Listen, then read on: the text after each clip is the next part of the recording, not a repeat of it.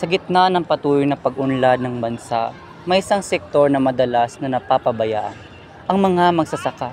Sila ang mga taong nagpapakain sa ating bansa. Ngunit sila rin ang mga unang naaapektuhan ng mga proyekto ng gobyerno at pribadong sektor. Isa sa mga lumalalang problema ng pagkuha ng kanilang mga lupain upang tayuan ng mga gusali resort at kabahayan. Hindi lamang ito pagkawala ng kabuhayan, kundi pagkawala ng kanilang identidad at pamana. Isang pamana na henerasyon ng pinanggalingan at pinaghirapan. Ang pag-agaw ng kanilang mga lupa ay hindi lamang isang usapin ng ari-arian. Ito ay isang paglapastangan sa kanilang paraan ng pamumuhay, sa kanilang kultura at sa kanilang koneksyon. Sa lupa na siyang nagbibigay sa kanila ng ikabubuhay. Ang mga proyektong ito, bagamat nagdadala ng pag-unlad sa iba, ay nagdudulot naman ng pagkawasak at paghihirap sa mga magsasaka na nag-iiwan sa kanila ng kawalan ng katiyakan at pag-asa para sa hinaharap.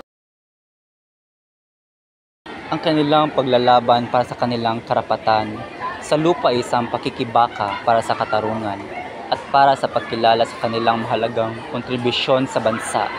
Higit pa sa pagkawala ng ari-arian, ito ay isang paglabag sa kanilang karapatang pantao at isang pagwawalang bahala sa kanilang mahalagang kontribusyon sa seguridad ng pagkain ng bansa.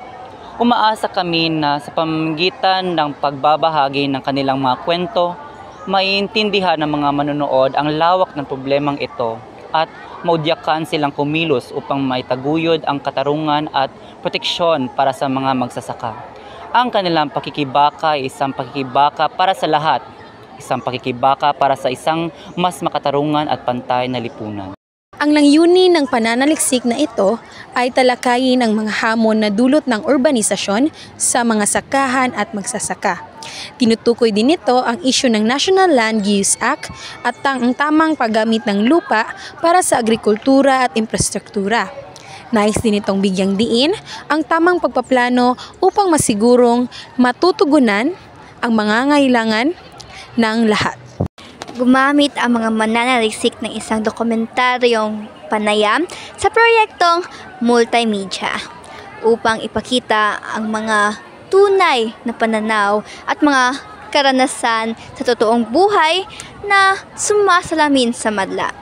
Sa pamamagitan ng mga pag-i-interview sa mga magsasaka, nilalayo ng mga mananaliksik na lumikha ng emosyonal na koneksyon at bumuo ng kredibilidad para sa mensaheng gustong iparating ng mga mananaliksik. Binibigyang daan ng diskarteng ito na magpakita ng magkakaibang boses na ginagawang mas nakakaengganyo at nakakaugnay ang nilalam. Ang karatulang ito ay may temang labanan ng lupa, hamon ng mga magsasaka sa makabagong panahon, at ipinapakita ang kontrast ng tradisyonal na pagsasaka at modernong negosyo. Binibigyan din ito ang hamon ng mga magsasaka sa pagsabay sa mga pagbabago, dulot ng urbanisasyon at modernisasyon. Layunin nitong magbigay kaalaman, kamalayan sa kahalagahan ng agrikultura habang kinakaharap ang mga suliranin ng makabagong lipunan. Sa uri ng geosemiotics ay nakapuloob doon ang road sign. Kaya para maiba, napagdesisyonan ng mga mananaliksik na ito ang gawing simbolo sa paglalahad ng impormasyon. Ang disenyo ay may hugis triangulo na may pulang border na sumisimbolo ng babala. Sa gitna ng disenyo ay makikita ang isang magsasaka na may hawak na pangbungkal ng lupa na naglalarawan ng isang tradisyonal na paraan ng pagsasaka. Ang lupang kinatatayuan ng magsasaka ay bitak-bitak na nagpapakita ng hirap sa pagtatanim dulot ng tagtuyot at iba pang suliraning pangkapaligiran. Sa likod naman ng magsasaka ay may mga gusali at pabrika na sumisimbolo ng urbanisasyon at industrialisasyon. Ang mga ito ay nagpapakita ng unti-unting pagkawala ng mga lupang sakahan dahil sa modernong pagbabago.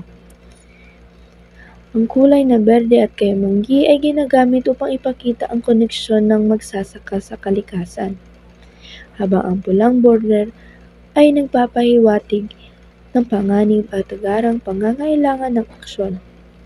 Ipinapakita ng simbolo ang laban ng magsasaka para sa lupa at kanilang kabuhayan. Ito rin ay isang babala sa publiko tungkol sa negatibong epekto ng modernisasyon sa agrikultura. Ang disenyo ay malinay na sumasalamin sa hamon ng mga magsasaka sa makabagong panahon. Pinili ito ng mga mananaliksik upang bigyang diin ang kalagayan ng mga magsasaka sa pangangailangan nila ng suporta sa sektor ng agrikultura. Ang target audience ng pananaliksik na ito ay para sa lahat ng tao at para sa magbigay kamalayan sa mga mamamayan, lalo na sa mga kabataang walang kamalayan sa politika. Ang mensahe ito ay nilalahad ang mga impormasyon na hindi nyo maririnig sa araw-araw. Mga magsasaka pinagsamantalahan ng mamamayan, lalo na ating gobyerno na hindi binibigyang pansin ang mga magsasakang naghihirap.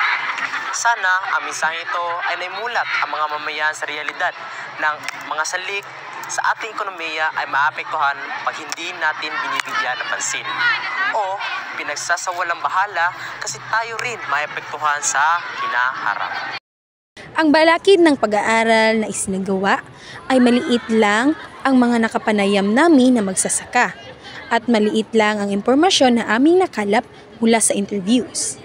Malimit lang din ang lugar na aming napuntahan at nakausap na magsasaka. Nais namin iparating ng dokumentarong ito ay kalunos-lunos na kalagayan ng mga magsasakang Pilipino na binabayaran ng pera upang kunin ang kanilang tahanan at kabuhayan sa pamamagitan ng sapilitang pagkuha ng kanilang mga lupain para sa mga proyekto ng pagpapaunlad.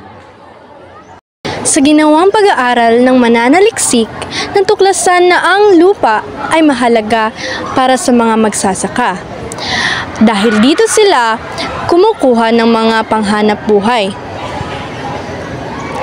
na siya namang inaasahan nila upang makataguyod sa kanilang pang-araw-araw.